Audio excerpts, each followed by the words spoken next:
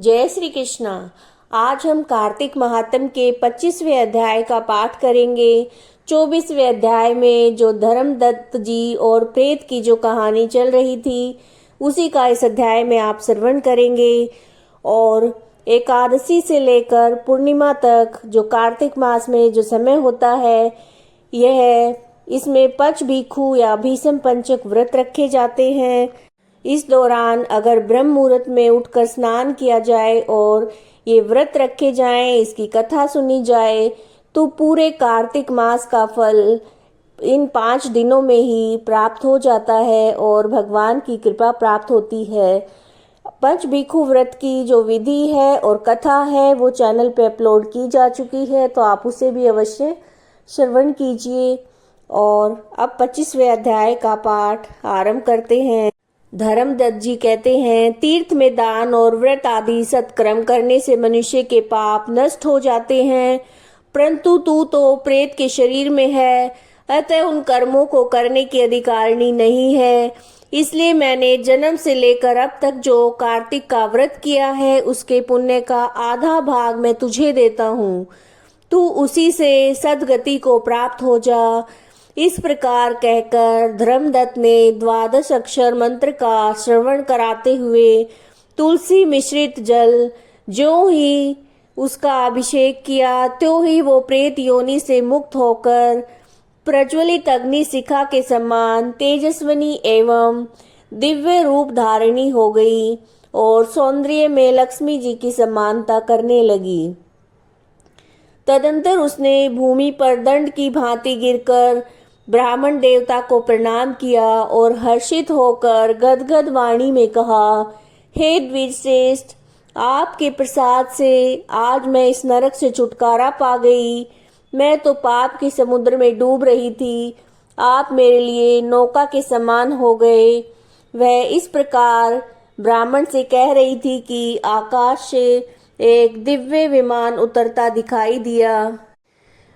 वह अत्यंत प्रकाशमान एवं विष्णु रूपधारी पार्षदों से युक्त था।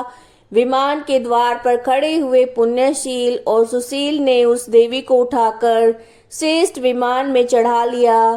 तब धर्मदत्त ने बड़े आश्चर्य के साथ उस विमान को देखा और विष्णु रूपधारी पार्षदों को देखकर साष्टांग प्रणाम किया। पुण्यशील और सुशील ने प्रणाम करने वाले ब्राह्मण को उठाया और उसकी सराहना करते हुए कहा, हे द्विजश्रेष्ठ, तुम्हें साधुवाद है, क्योंकि तुम सदैव भगवान विष्णु के भजन में तत्पर रहते हो, दीनों पर दया करते हो, सर्वज्ञ हो तथा भगवान विष्णु के व्रत का पालन करते हो।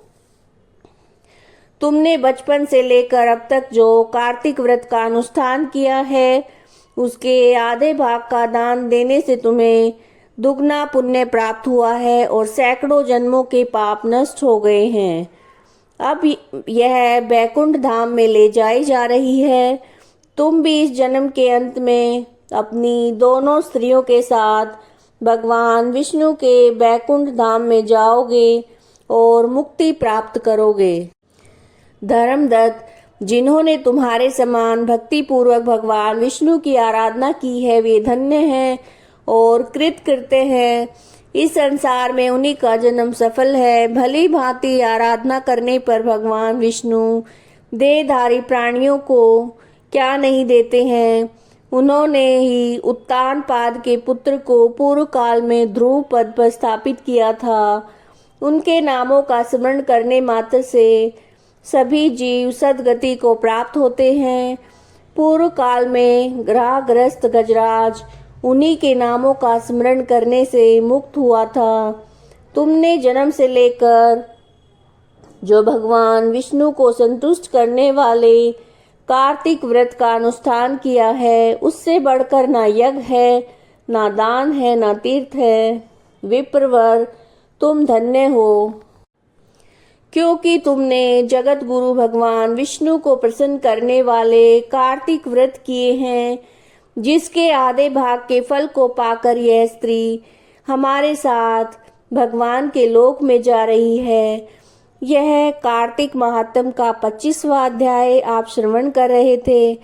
अगर आपको वीडियो पसंद आ रही है तो लाइक कीजिएगा, चैनल को सब्सक्राइब कीजिएगा और कमेंट में जय श्री कृष्णा मत लिखना मत भूलिएगा। जय श्री कृष्णा।